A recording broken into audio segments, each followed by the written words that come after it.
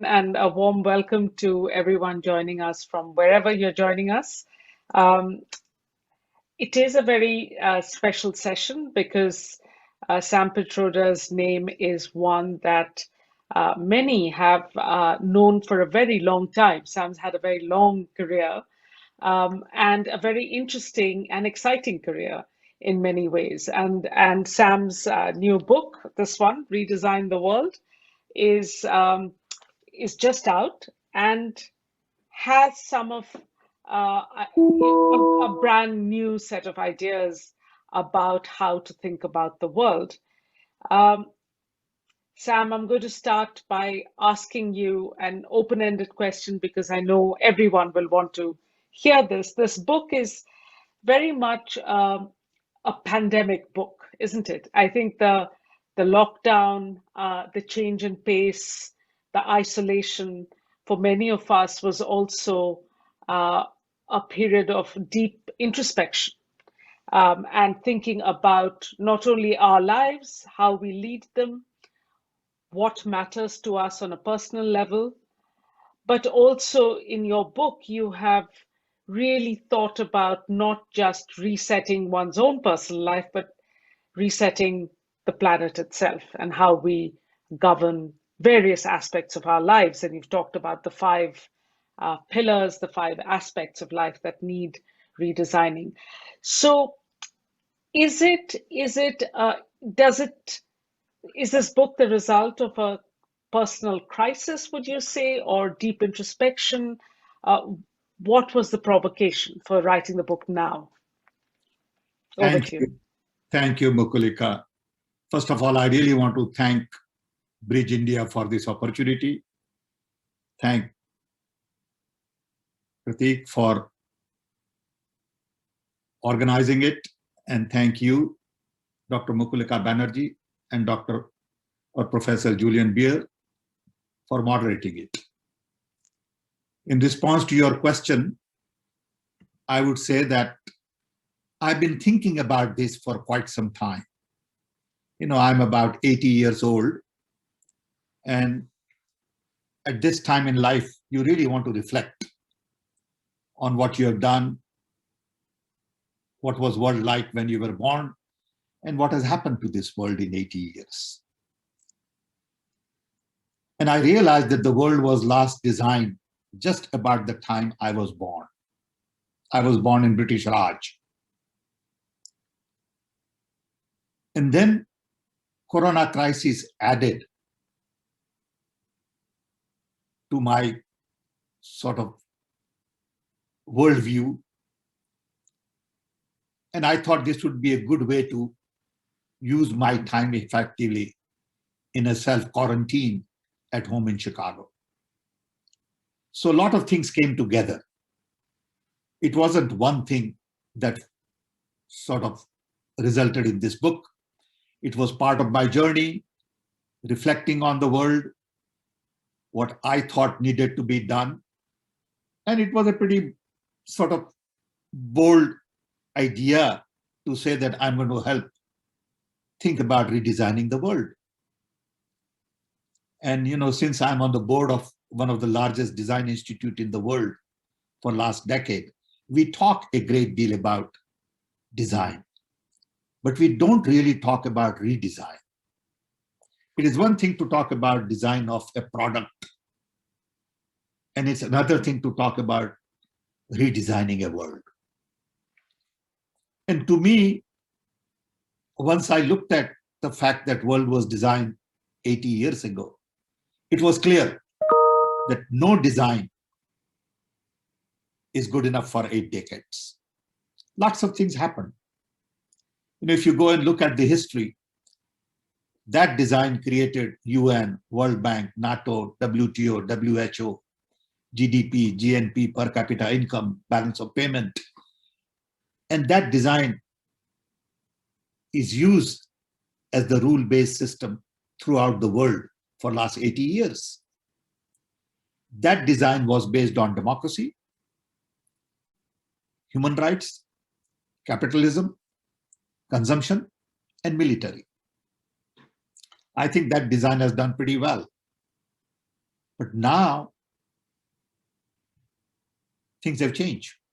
That design gave us peace, lifted millions out of poverty, provided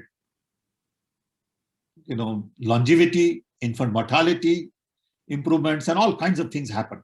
But at the same time, we have not been able to deal with the issues related to environmental blunders, poverty, hunger, violence. And I think it is about time we take humanity to the next level. My background is hyperconnectivity. So I realized that the hyperconnectivity is the key to redesigning the world. For the first time in the human history, we are all connected. What does it mean to live in a connected world? Unfortunately, we use hyperconnectivity to do the same thing we have been doing: bigger, better, cheaper, faster. My question is, can we use hyperconnectivity to do things we have never done before in the history, to take humanity to the next level? And that essentially resulted in this book. We can talk more about it, but the bottom line is, design is 80 years old. I define 7 key things that happened: decolonization of the world, rise of China, fall of Soviet Union, 9/11, rise of technology, rise of inequality, and finally, Corona crisis.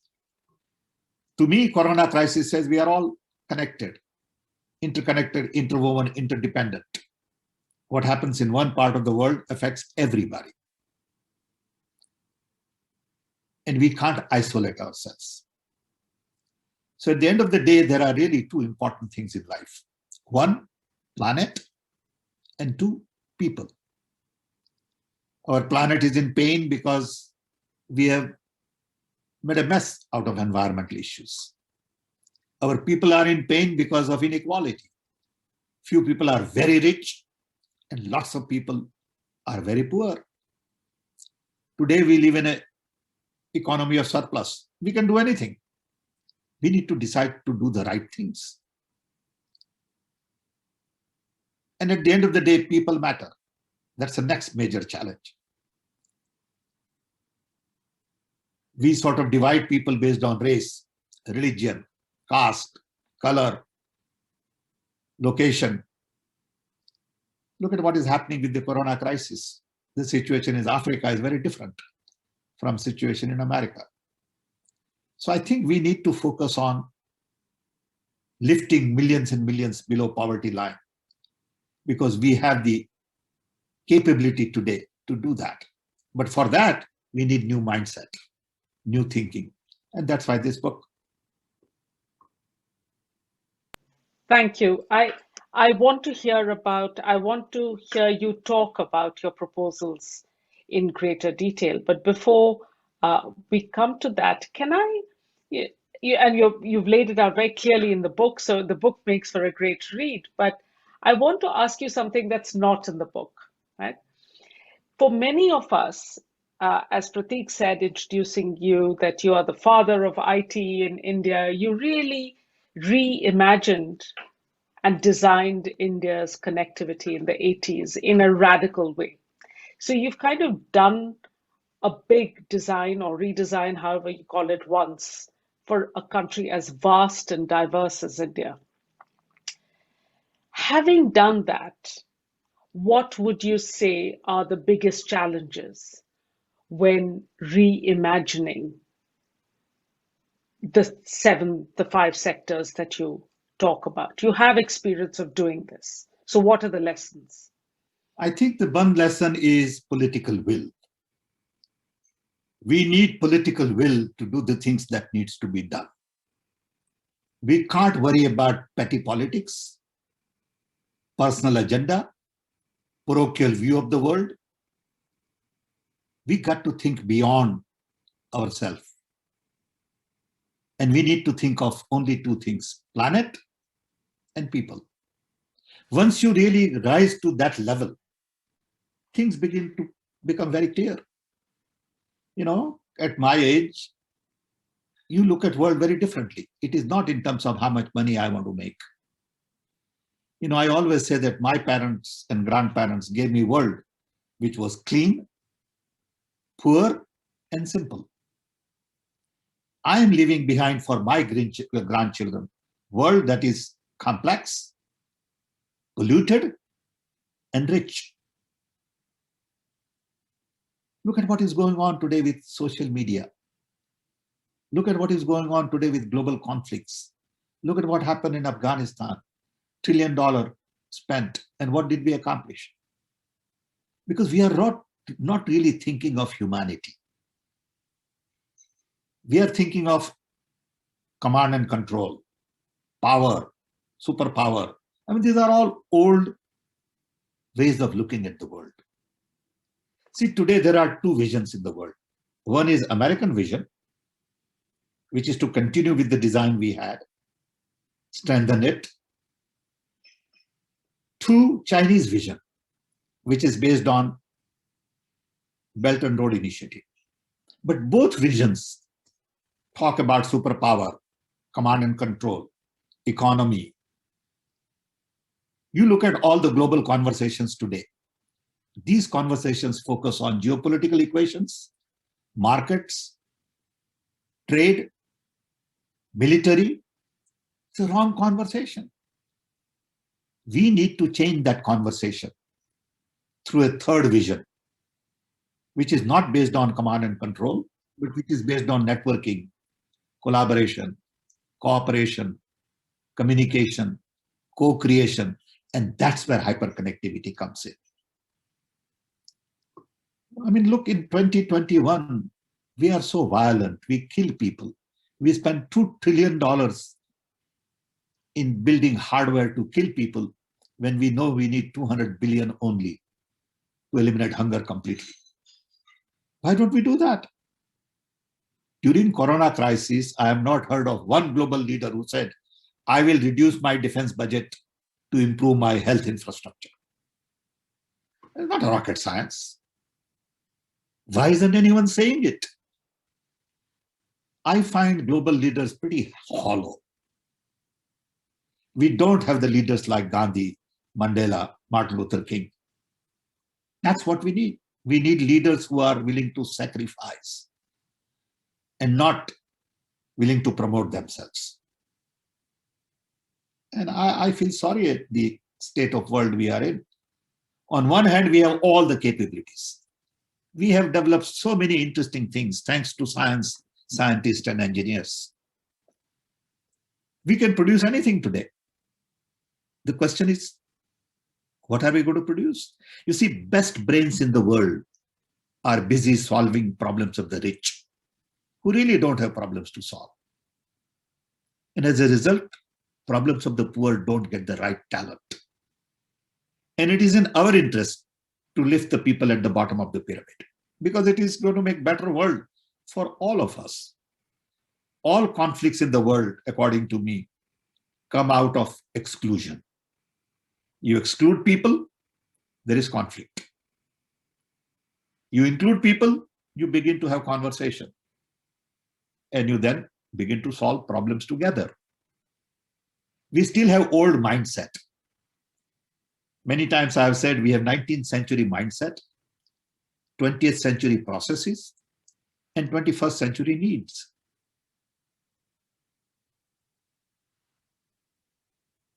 The political will that you started with, you experienced it twice in India, right? I mean, you had it first in the 80s, working first with Indira Gandhi, then with Rajiv Gandhi, really, and then as head of the Knowledge Commission in the UPA government. Yep. So do you see that kind of political will? Yes, we don't have Mandela or Martin Luther King or Gandhi around, but we do have a fair degree of progressive leaders around the world. Do you see this to be something that a national government could adopt as a set of policies as part of their manifesto? Or is this, because the institutions you mentioned are the Bretton Woods institutions, right? That was an international agreement that created those multilateral institutions. So do you see that kind of national cooperation as quite central to your redesign? Absolutely. Mukulika, it is very important. The other thing is we have not created one new global institution in last 80 years of that magnitude. How can you have the same institutions for 70, 80 years? We need new institutions. We need new organizational architecture. See, the old architecture was basically in vertical silos, command and control. The new architecture is flat, networking, collaboration. We have that in the modern companies. Why can't we have it in modern nations? Why do you need a minister of civil aviation or minister of, let's say, shipping or textile? Those days are over. We need to learn to restructure our institutions. And this is something that really can be taken up by G20. If G20 people all come together and seriously give this a thought, or give someone like me a chance to speak to them. At the end of the day, they are all good people. They all mean well.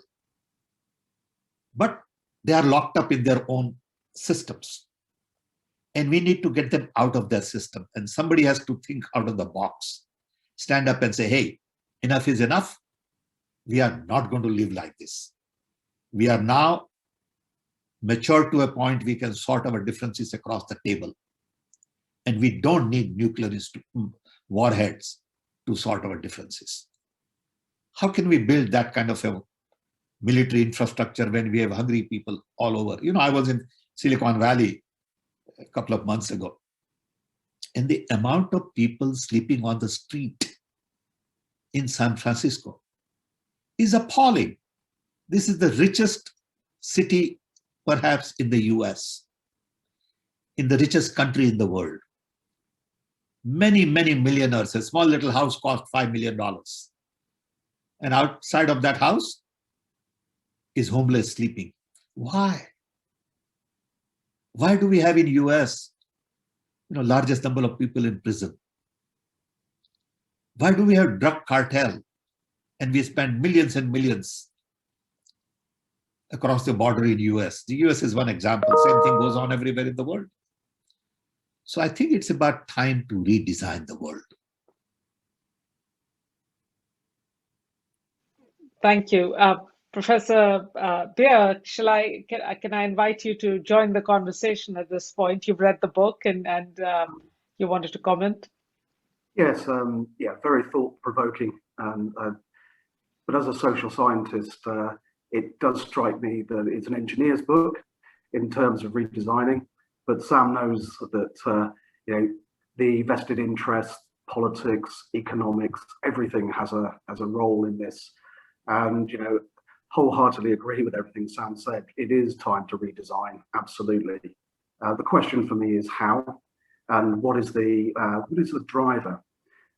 Everything for change needs something to drive it, a burning bridge, as we call it in the UK. And I think we're witnessing those drivers now, and very stark drivers in terms of climate change, for instance, where if we do not act together, I think we're what I call facing a Thanos moment for the world, where the world is trying to rebalance itself by creating, we're creating it, but fighting back by creating situations where large swathes of the population are dying for one reason or another, whether that's a pandemic or whether that's shortages of resources like water and food. So I think the world is fighting back against us of being on this planet, and we do need to think about how we can tackle this together. But as Sam said, and we all acknowledge, there are many, many things to do in terms of the politics, the economics, and I just don't think there are enough leaders in the world at the moment who would put their interests, the world's interests, before their own. Sam mentioned, US, China, and all of those competing tensions for being dominant across the planet. what they forget or put to the back of their minds, because it's something they can push down the road a little bit, is, if we don't do what Sam's suggesting pretty quickly, we're not going to have the opportunity, because we're all going to be in absolute crisis. Thank you, Professor Beer. I agree with you, and thank you for your sort of support. And, I very strongly feel that you cannot just look at climate control as one issue. Yeah, that's right. You got to look at inclusion as part of climate control. Yeah. You got to look at new economy as part of climate control. You got to look at non-violence, sustainability, conservation. All of these things have to be packaged together. You cannot take climate control out of it and say, I'm going to build military infrastructure and I'll have climate control. You can't do that. Yeah. Okay. And another key component is education. Exactly. That is transformative in itself in people's outlooks and their views about the world and the systems that make up the world. So yeah, I'll just add that final point. Yeah. So, my main issue is that you cannot take one element and work on it. You got to work on all 5 at the same time, because that's how we built the last design. And the starting point, like Professor Beer said, is education, is new conversation. First, we need a new global conversation.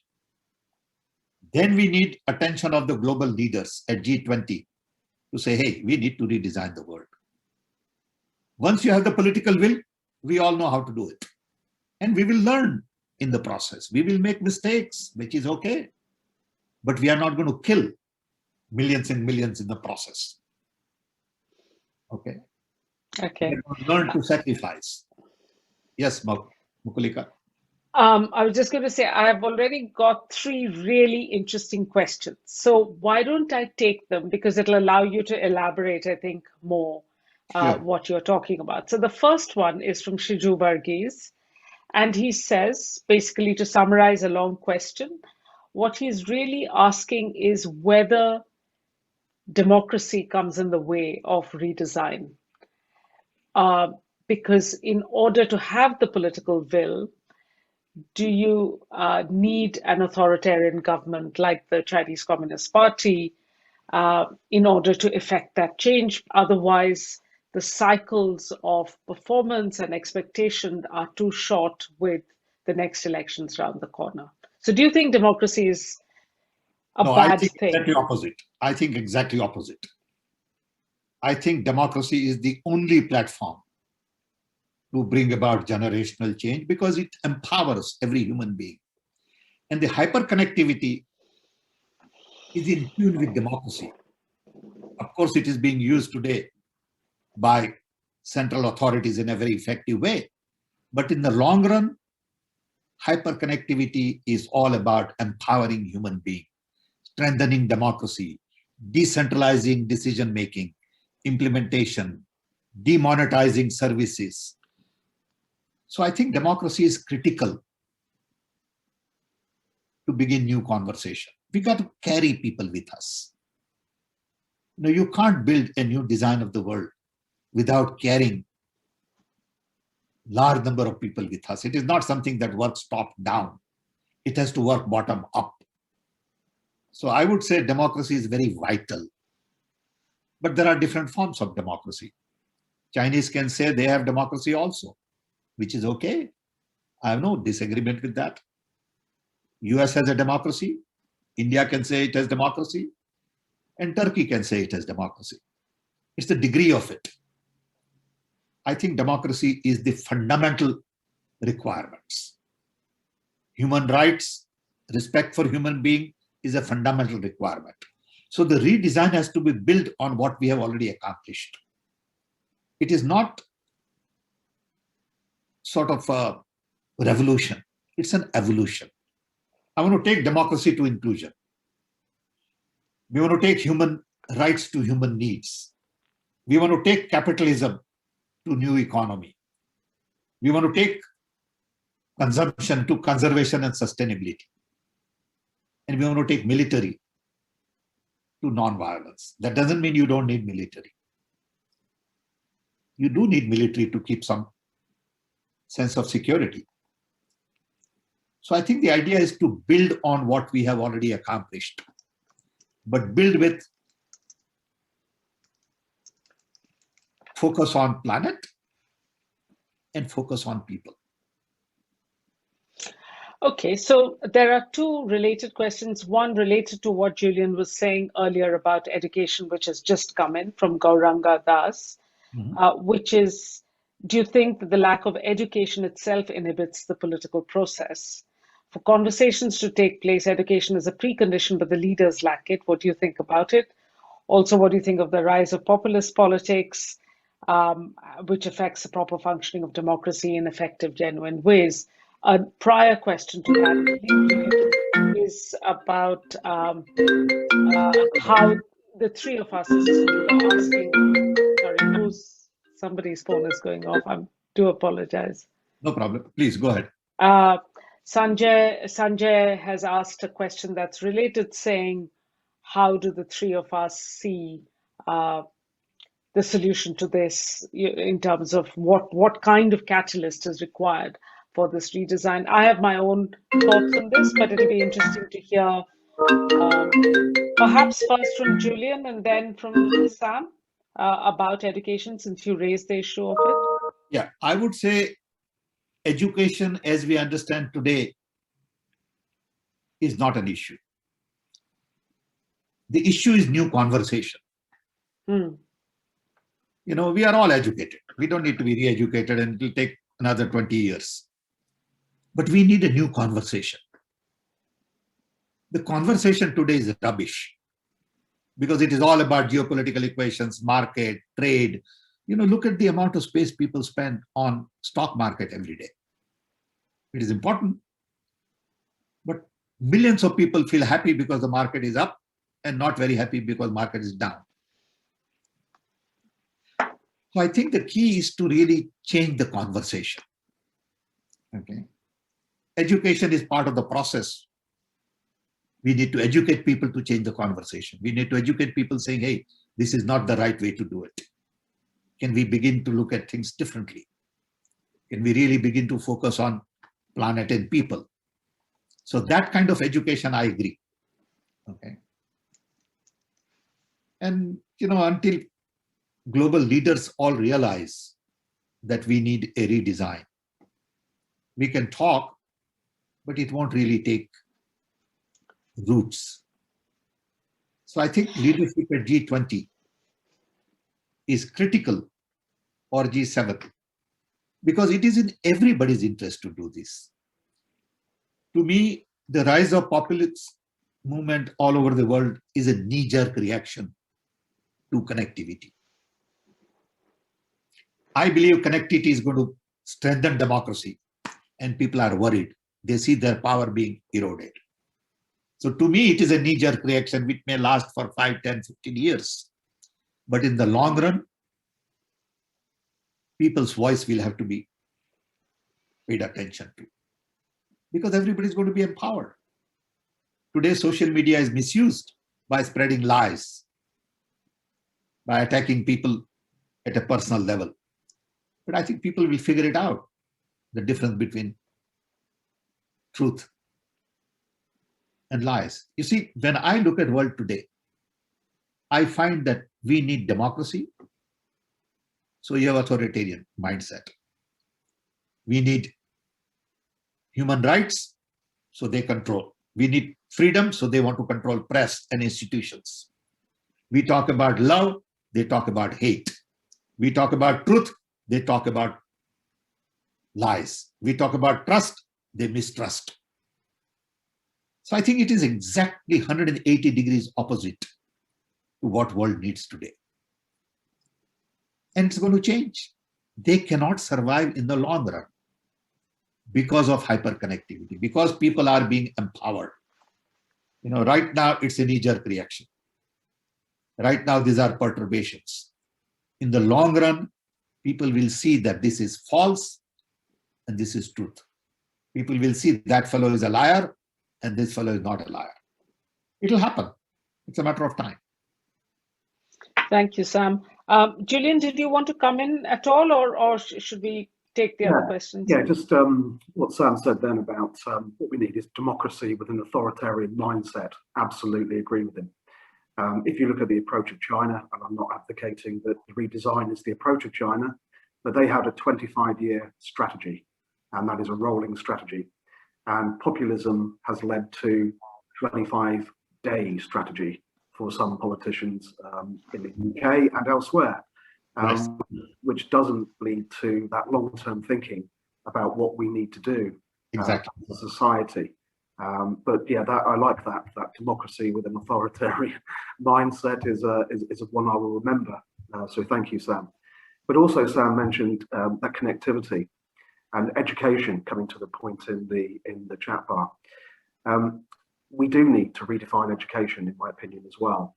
And what we're doing in my university and in India, in the Punjab, with the Punjabi government, with the Munjal Foundation, is looking at a concept we call STEAM. So that's science, technology, engineering, and mathematics, putting the arts and creativity right alongside it. So when we're looking at these problems, we're coming at it from all of the different horizontal angles rather than vertical academic disciplines. And we're adding in the users and people that want to come up with solutions, and we're looking at solutions for problems or inventing, coming up with new ideas, new products and services in a very different way. And that's something we're working very closely with the Indian government on, in terms of not that rote learning, but actually problem solving and looking at things from very, very different perspectives. So, and I heard what Sam was saying about that.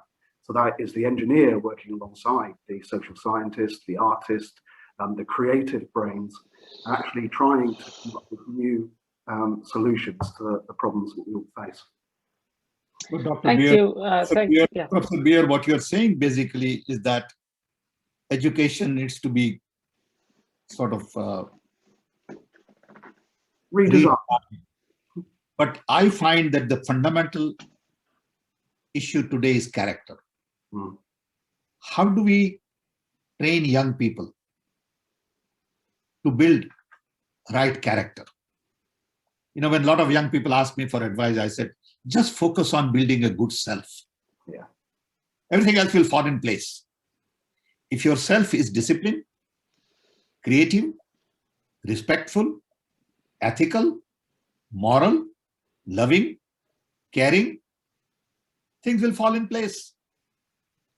But if your self is selfish, if your self is manipulative, if your self is looking for shortcuts to take advantage of somebody, you will have a serious problem in life. So I tell young people, math and all that is important, but more important is what kind of a self you have built. And I think we are losing track of that. Business schools teach more about how to extract value and not how to create value. Don't disagree.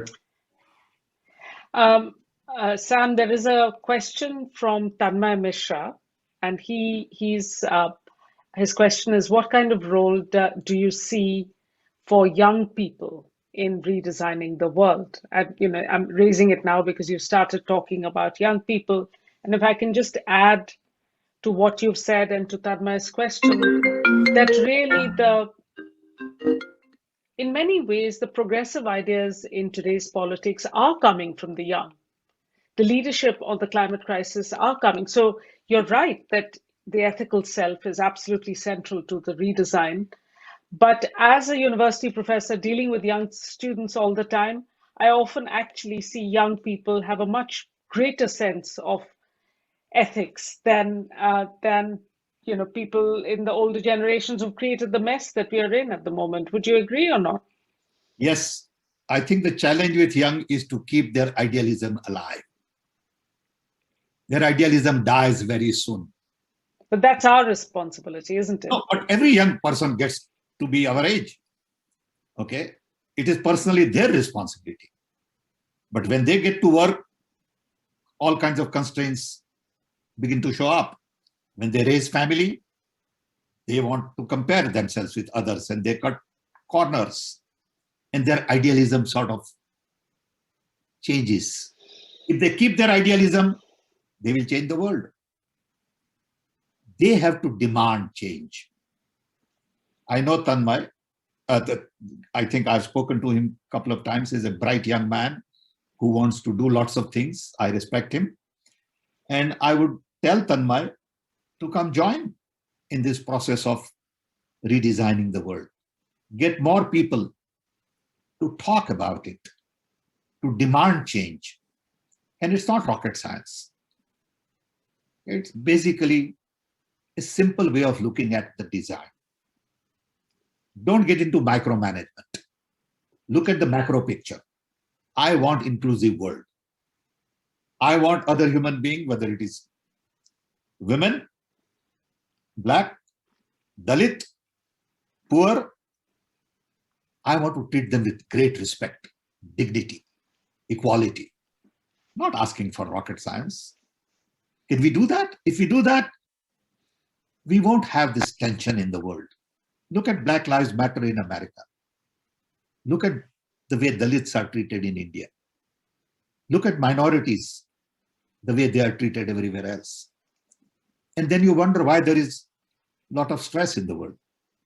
Because we don't treat people. We don't give them access to opportunities. We corner off all the good things for a handful of people. We don't share enough. And that creates problems. Exclusion is the root cause of all conflicts. You include people, you reduce tension.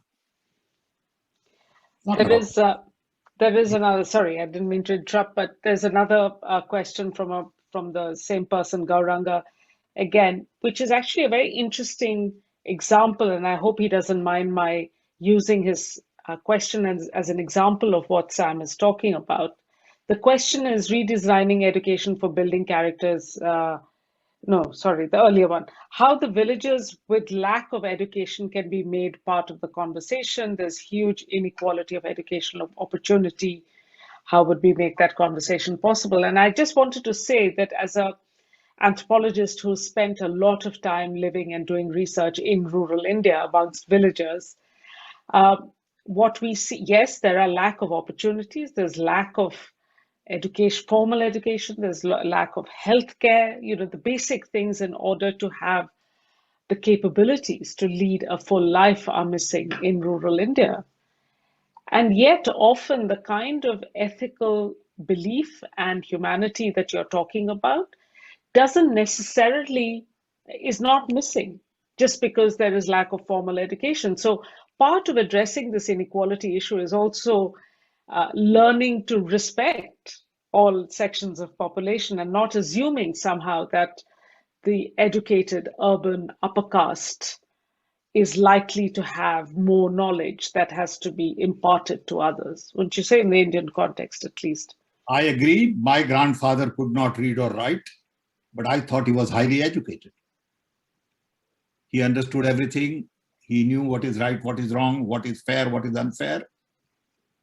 I always give this example. My mother delivered 8 children in a small little tribal village in Orissa.